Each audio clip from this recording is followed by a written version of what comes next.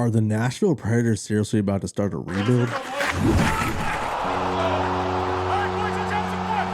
Welcome back to the channel. Yeah, the Nashville Predators. I don't know what the hell is happening with them right now.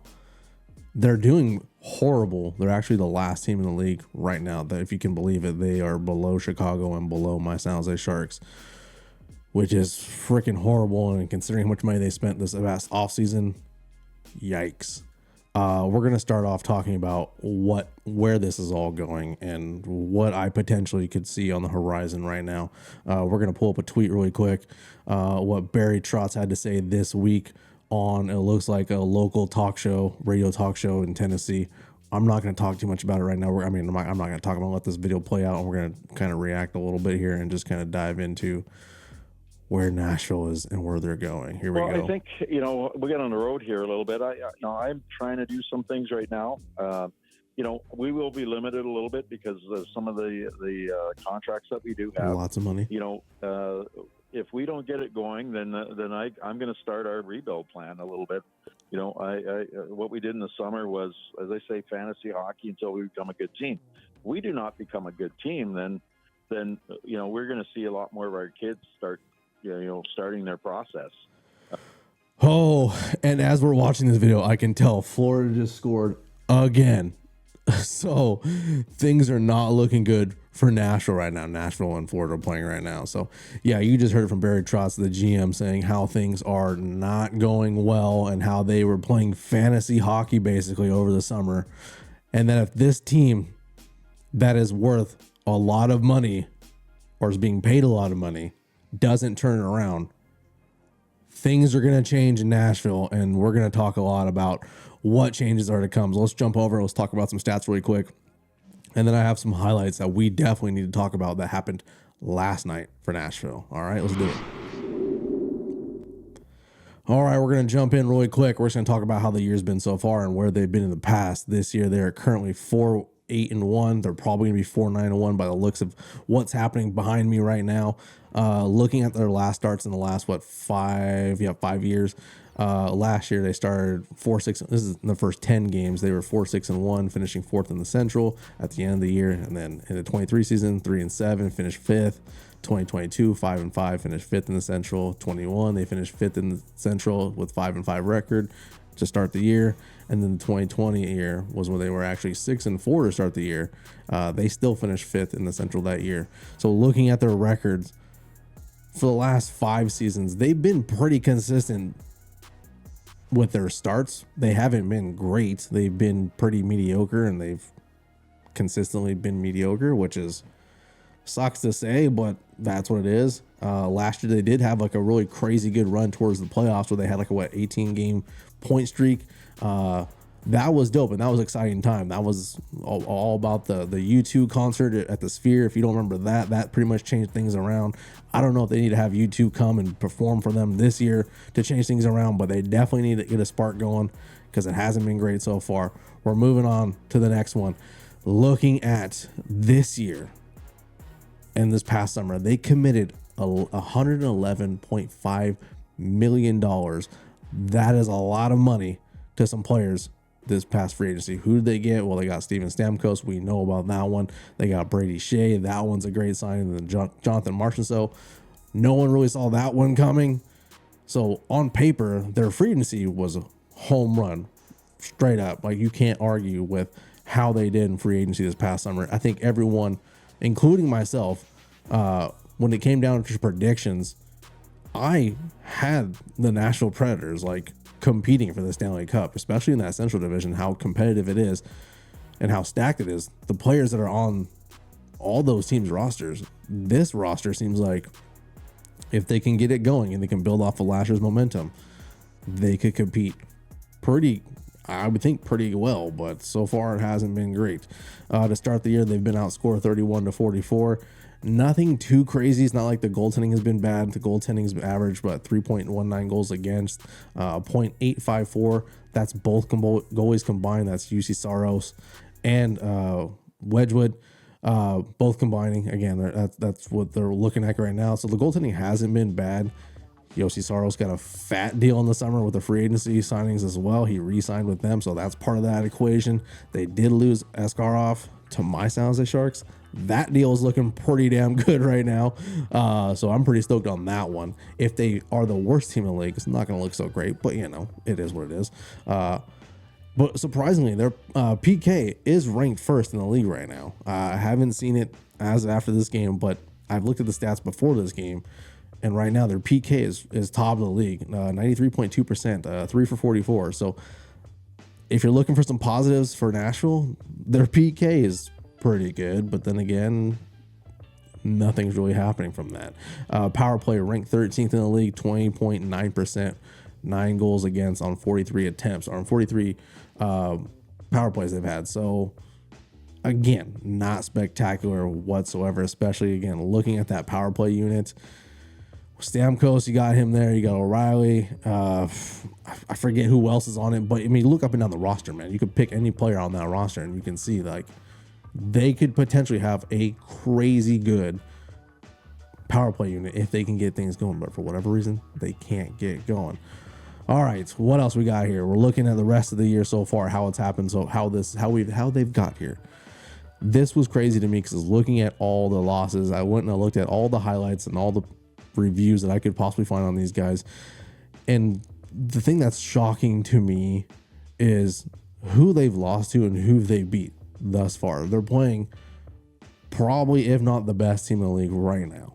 So them, what's the score? It's 4-0, and they scored 4 goals on 8 shots. Okay, we kind of went over that a little bit already, but they're most likely going to lose. It's the second period. Second period. All right, they're probably going to lose, but hey, crazier things have happened.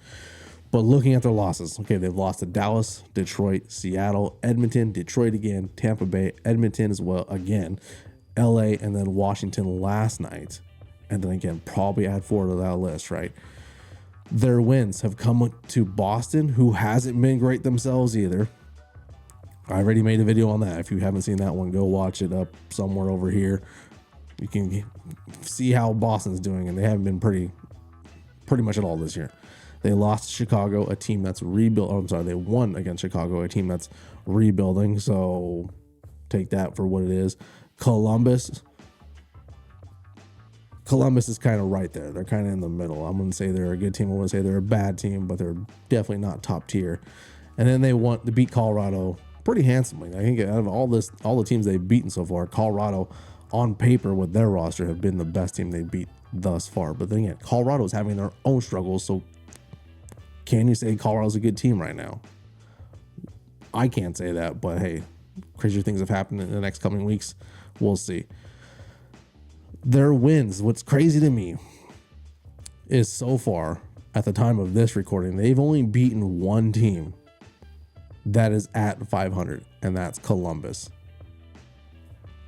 Think about that. With this roster, they've only beaten one team that's at or above 500. That to me is insane, and I think that's what's sparking a lot of this rebuild conversation going on, potential rebuild going on. I think it's going to happen. Their losses, they have 3 losses to teams above 500, right? So their matchups, you know, if you look at who they've lost to, Dallas, Detroit's not that great. Seattle's not that great. Edmonton's right on the cusp. Again, they lost to Detroit again. Tampa Bay is pretty much a smoke show right now, so I'm not complaining about that, whatever. Then to LA, and then to Washington. Washington's off to a hot start this year. So those 3 of those losses have come to teams that are above literally above 500. So they've been in the mix. They just haven't put it together. For whatever reason, they haven't put it together. It's, to me, I really don't get it. Their next 5 games, again, one right now is going on at Florida. Then they have the Utah Hockey Club and Utah. Hot and cold. You never know what you get with Utah. I'm going to say if they don't get it together tonight, I honestly, I don't even know how to gauge the game against Utah. If I had to put money on them, I'm going to say Utah probably will walk in that one too. Then they go to Colorado. That one should be a good one. Hopefully should be a good one because Colorado did, lose to them the other day, and Colorado doesn't like to, they play pretty good in their own barn when things are on the line, but, you never know. We'll see. Then they go to Edmonton, and then they go to Calgary, and I believe after that they go to Seattle, I think. So they're going to go on a road trip here in the next couple days, but it's looking crazy, crazy rough for the Nashville Predators to get out of this hole. If they want to make it to the playoffs, they have got to put their head down. And I think if it's not tonight, I don't think Andrew Brunette makes it off on this during this road trip. I think at some point in this road trip, he might get axed, and that's unfortunate, but this is a business, and Barry Trotz does not sound like he's kidding around when he's talking about playing fantasy hockey over the summer and getting nothing in return. So I got to imagine things are going to change. Let's go take a look at some stats really quick. All right, like I said, looking at the NHL stats website right now, okay, you can see Nashville dead last, all right? We've gone over that already. We don't need to really talk about that any more than we need to. What we need to talk about is why they're there. Goals by period. Okay, here we go. Nashville down here, 11th place. Power play goals 4-9, shorthanded goals 1, goals 431. Nothing too crazy here. Goals against, again, 44. Not horrible. They're kind of in the middle of the pack. So it's like, where's the hole in this team, and where can we fix it? And I think I might have found it. It's similar to Boston, how Boston's playing. Again, if you watch my video on Boston, they have been losing games in the first 2 periods pretty consistently. Go look at all the scores, all the losses they've taken, and it's the first and second period scoring against them hasn't been great. Moving on to goals against by strength. This one is very telling because when I pull the next stat, you'll see why. But the goals against 5-on-5, 33 against.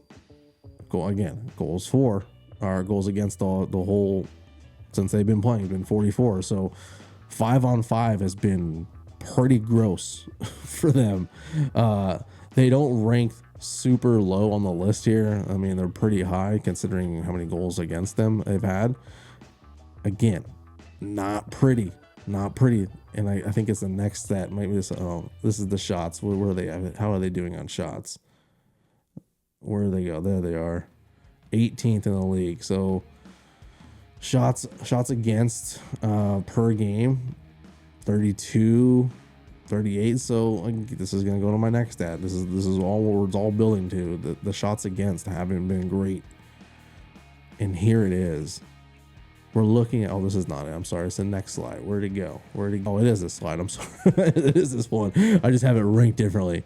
Here it is. Okay, we're looking at the scoring summary for the Panthers. I'm sorry, the Panthers, the Predators. We have Philip Forsberg, in first. And then we have Gus Nyquist, second. Steven Stamkos, O'Reilly. Great. Those are the kind of names we expect. What we don't really like on this whole stat sheet is, check this out. Hit the plus minus. We'll do it by top. Look at this plus minus from this team. This is so bad. If you want to know why the Predators are losing, look at this. From top to bottom. 12, negative 12, negative 10, negative 10, negative 9, negative 8. All the way down the list. There is not one player on this team that is a plus 1 right now. What does that really mean? That means the team defense is dog shit. It is horrible. I don't watch a lot of the Predators. I wanted to watch a lot of the Predator games based on the roster, but when I saw them getting smoked and starting seeing highlights and everything that's been happening with all the fans what they've been talking about, team defense seems to be the number one issue. What does team defense really come down to when it's all said and done? It is the coaching, and that's why I don't think Andrew Brunette is going to make it past the next 2 weeks. We're going to look at some highlights here. We're going to pull up the iPad because there's some things I saw last night that are very telling about this Predator team, and it's honestly, it's pretty freaking scary. So let's jump over to the iPad really quick. All right, this one is pretty bad, man. This is just looking at one game. I didn't go searching too much for this because, one, I watched a little bit of this game, but then again, I went back, watched the highlights, and these highlights stuck out. They're all bad plays. There's not one good play on this highlight package for the Predators against the Washington Capitals last night. I'm going to let this one play, and I'm going to jot some things up for you guys here. Let me pull up. There we go. All right, here we go. All right, this one is bad. This one is their first goal, Capitals' first goal last night. Let's take a look at it right here. I'll let it play. All right, we got a rebound coming here. I'll show you where the problem is. There it is. Do you guys see it? If you don't see it, there it is. This is, I forget who the goal scorer is. I think it's McMichael, I think is who it is. But watch what happens here. Shot from the point. Look at the Predators. You got 1, 2, 3, 4, and there's one behind the net. But one issue is McMichael is all alone in front of the net. Let's let it roll really quick. There it is. Okay. Do you see the issue here? 1, 2, 3, 4. All of them looking at the puck. McMichael's all alone. What should be happening here is Nyquist should be hauling ass.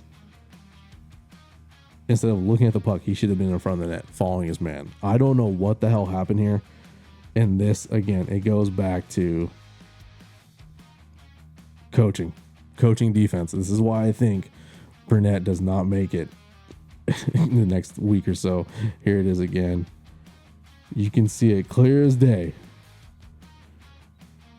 There he is looking at the puck. What? This is so bad. This is horrible defense. The fact that he got a rebound, a tip and a rebound, and he had time to do it all without getting hit is extremely bad. All right, we're going to move on here. This one right here. This is a highlight from the captain, Roman Josi. He is chilling right down here. Watch him on this back check. This is a 4-on-4, if I believe, from last night. Look how bad this forecheck plays out for him. Here we go. All right, he tries to take the stick away. I get that. He missed the stick. What else happens? Buddy, what? Watch. Right here. Watch Roman Josi. Dude, come on. Look, it's not a scoring play. It's just a bad play by your captain, your Norris Trophy candidate captain. Did he win one? I can't remember. I think he did, but he was in the mix at one point anyways. But then he falls on his ass. That's okay. You know, I'm pretty sure he was gassed on this play, but that back check, here it is again. Dude, watch his feet. Watch his feet. Just starts gliding. That right there, and then the fall down. You know, that's kind of whatever, but that's so bad. All right, this one. This one is a horrible, horrible turnover in the neutral zone by Brady Skjei, and bad positioning from two players. From Roman Josi and Gus Nyquist. Not so much Nyquist, but this is yeah, you'll let it play. Here we go. Check it out. We got a change coming from, I'm not sure who that player is, but it's from Washington. He's obviously calling for a player off the bench, and they do have the short change here on this. So we'll see what happens, what that really means. But then you got Brady Skjei chilling right here, looking for an outlet pass. He's probably looking. You got Roman Josi down here, and then I think you got Gus right here. So he's obviously looking towards Roman Josi right here. We'll let this one play out. We'll see what it looks like. All right. Now he's changed. He's changed direction. He's got his head up. He's looking towards that outlet pass towards Gus Nyquist. What you don't see is down in the corner, right down this area, is you have Roman Josi pretty much wide open. So he's got two options. The other option is skate up a little bit, get a little bit of pressure on the defenders right here, and get over the red and dump it in. Let's watch what he does. He tries to make that seam pass to Gus. The puck is somewhere in here. You can't see it because it's blurry, but it's going here. You do still have Roman Josi all alone down here. So, as you'll see, this play gets picked off in the neutral, and there's Josi right there. Gets picked off. You've got 1, 2, 3, 4 players back on Nashville, on the blue line. And then you've got 1 player back here to defend 1, 2, and then there's a 3rd player coming off the bench. That right there was an absolute horrible pass and a horrible decision. Watch what happens.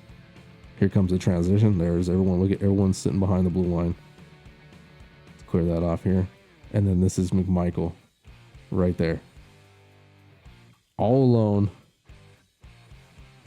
There's your signing, Brady Skjei, getting caught on a horrible pass. Breakaway. Doesn't score on it, but that play again right there shows me this team is not focused. They are not dialed in to where they need to be.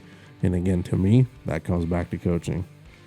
I can see what he's trying to do, but also he only had to go a couple more feet. And then look at everything he's got here. Perfect dump in opportunity, trying to make something happen here. I don't know what this, I don't know what play this could possibly be for them. Again, here's the turnover. There's McMichael. 1-on-1 with Juice. He makes the save. So, all right. The last one. This one. Oh, this one's pretty bad as well. I mean, they've all been bad, but we're going to take a look here. I'll let this one play and I'll stop it here. We got a little cycle going down here. You have Jonathan Marchessault. You have Delgazzo. Oh, Delgazzo. And then you have, who do we got here? We got Parsonen right here. And then we have Gus Nyquist here. And who else do we got there? Oh, Luke Schenn is right there. Okay. We're going to let this play out. And I'll stop it.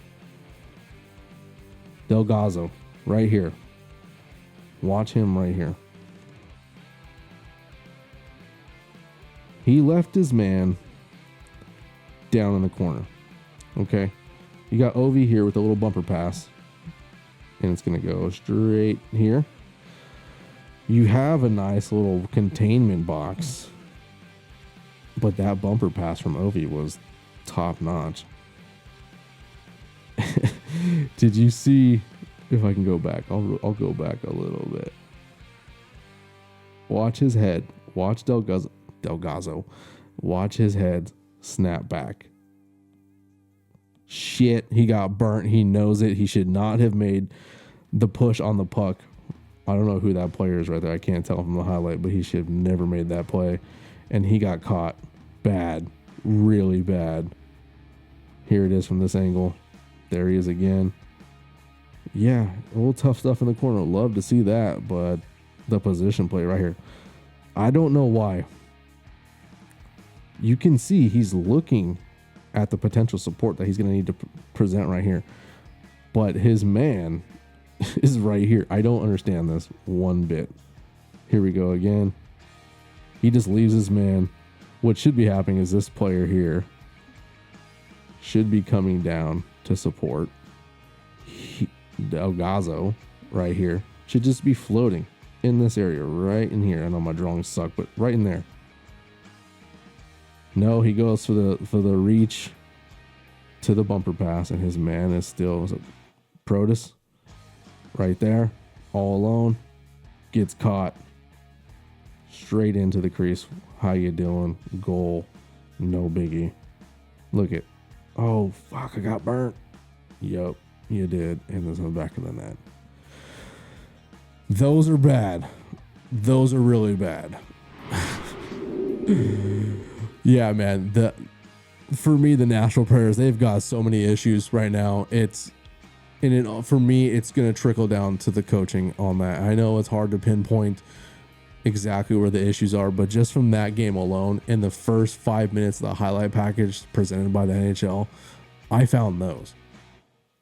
If I can find those, a novice, what do you think other professional teams are doing? They're looking for opportunities like that. This team is not ready. And that's why Barry Trotz, I think, is putting Brunette on the hot. It's not even hot. I would say it is steaming, piping lava red right now. Based on tonight's game, how this is playing out. He might get out of Florida, but I don't think he's going to make that road trip. Or if he does make the road trip and they put on a performance like I just showed you, he'll make it home probably on a charter flight. Maybe not first class. Who knows? I think Nashville is in hot water. If they want to make the playoffs, they've got to correct that. The message needs to, I don't know and it can't be what it is now. It is incredibly bad. So yeah, if you guys agree and are digging the analysis or agree with me, do me a favor, hit the like button, hit the subscribe button, turn those notifications on because we're trying to grow this thing. I appreciate you guys following along. Let me know your guys' thoughts down in the comments as well. Let me know, how bad is Nashville? All right, if you're a Nashville fan, let me know, man. Let me know how you're feeling because I do feel bad for you guys and would love to see this team make a push to the playoffs, but unfortunately, it doesn't look like it's going to happen. Not the way they're playing right now. So, yeah, we'll see. Does Brunette have a job next week? Who knows? I will catch you guys in the next one. Peace out, boys.